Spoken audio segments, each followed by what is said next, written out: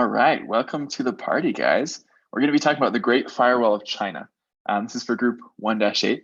And to be talking about this Great Firewall of China, we're going to introduce a couple of very special guest stars. They're going to introduce themselves and talk about what they majored in college and what they're doing right now. So first, I wanted to introduce Susie. Susie, where are you at? Where are you from? Like, what are you up to these days? Hello, MC Man. It's good to see you again. It's good to see you too, Susie. Thanks. As you said, I'm Susie, and I went to college for social science and philosophy, and now I am a policy analyst. Sweet. Thank you, Susie. And Steve, how's your life going? What did you study? How's it going?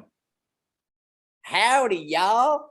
Yeah, I'm down in the deep south. I did a lot of studying of agricultural products, and I did a lot of classes. I did a real good job of my PhD, but I put an emphasis on freedom to the people.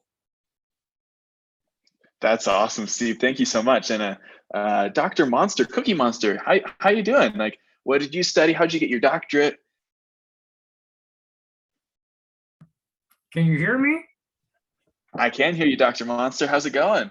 I'm doing great. Thank you for asking.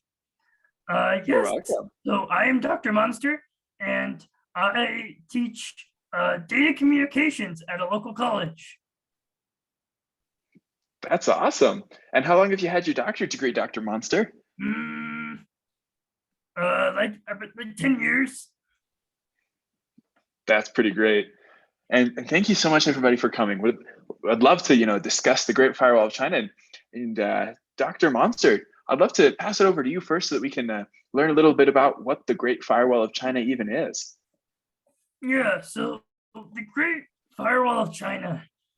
Great Firewall of China is this technology that's very advanced that China has to block certain websites from their citizens. Anyone who's in China, doesn't matter if you're a citizen or if you're just visiting, cannot visit certain websites such as Twitter. Even some websites are completely changed, like Facebook. They do this through a bunch of different technologies that they implement. Wow, that's pretty crazy. Which technologies are they, Dr. Monster? They use a lot. They use DNS poisoning. They block access to certain IPs. They also analyze and filter URLs. They look for certain keywords like internet censorship in China. That would get blocked. They also inspect packets. They deep packet inspection. It's very advanced stuff that they use. Wow, that's more than I could do. I mean, I'm a high school dropout. It's pretty crazy. All right. And Steve, could you explain a little bit about, what else is going on in the world these days? I mean, I've heard it's not just China. Yeah, no, totally. Absolutely. Mr. Cookie hit it right on the money. Russia's trying to get into this as well. If I do not say so myself, spreading like a wildfire.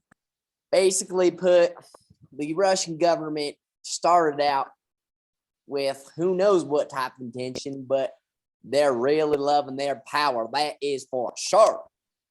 And they've been really collaborating with the Chinese government in order to learn how they can rock better.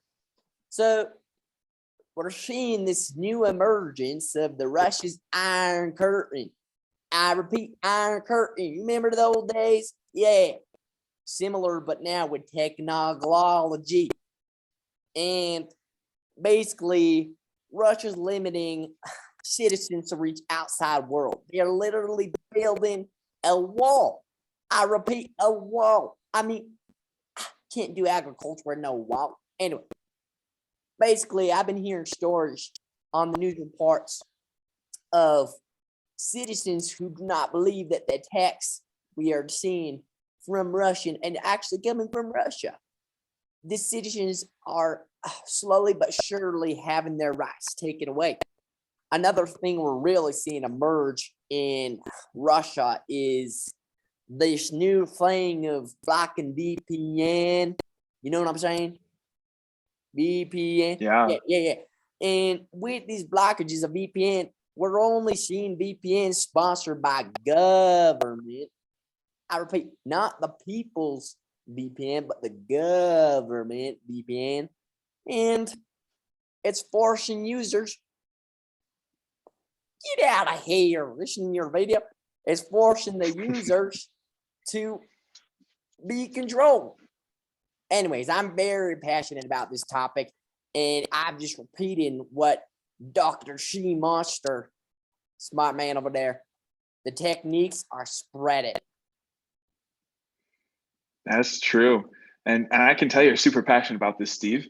And so, bouncing off of what you and Dr. Monster have said, Susie, could you explain a little bit of, what this does and how it affects people in their social lives? I would love to, Mr. MC Man.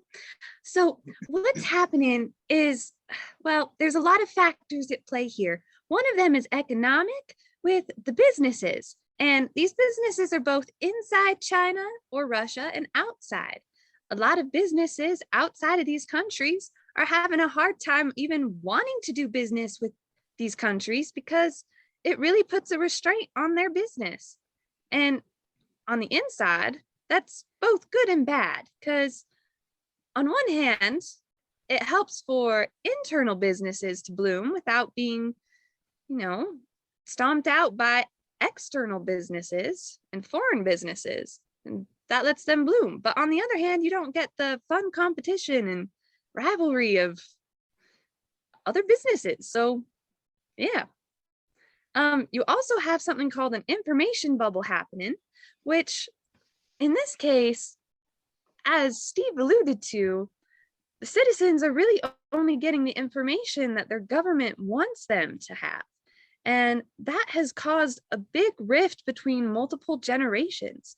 Millennials in China, for example, they experienced what it was like to have the free internet, whereas younger children and the rising generations don't. And so that causes a lot of contention between the two generations. But at the same time, there are both pros and cons to this.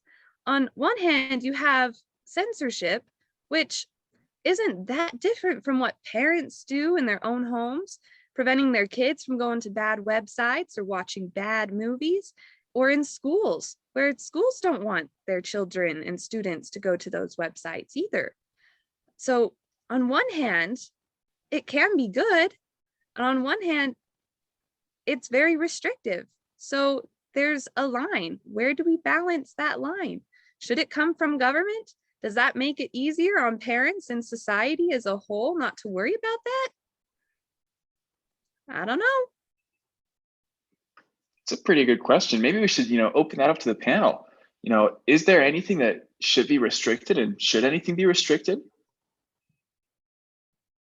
Well, I'm very passionate about this, just as Susie. You can see she's passionate about this social impact. Right below me, I can see it on my screen. I'll tell you what. Restriction restricts the people. It's that simple. This is not something the government needs to get involved with. I respect her opinion, absolutely.